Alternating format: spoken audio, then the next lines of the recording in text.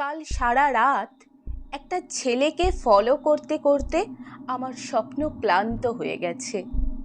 গোড়ালি ছেঁড়া পাজামা আর মভ রঙের পাঞ্জাবি পরা সেই ছেলেটার মুখ কখনো দেখা যায়নি।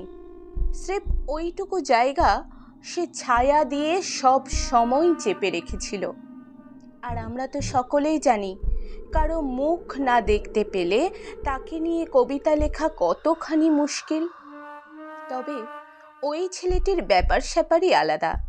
তার ঠোঁটে গুনগুন করছিল আমার একটির পর একটি প্রিয় রবীন্দ্রনাথ, অতুল প্রসাদ, রজনীকান্ত।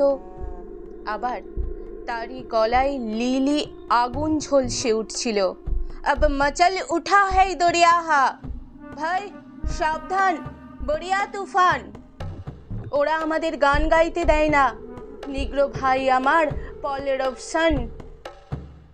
ওর শরীরের ওপর দিয়ে ভেসে যাচ্ছিল মেঘ, পাখি আর লোহার গারদের ছায়া।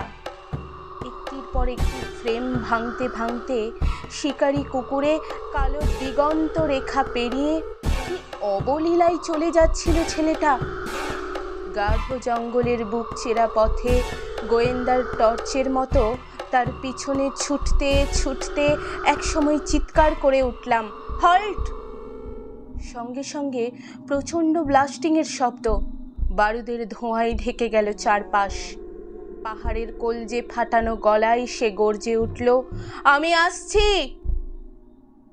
অথচ কাল সারা স্বপ্ন চেষ্টা করেও তার মুখ দেখতে পাইনি আমি। আর আপনারা তো সকলেই জানেন, কারো মুখ দেখতে না পেলে তাকে নিয়ে কবিতা লেখা কতখানি মুশকিল।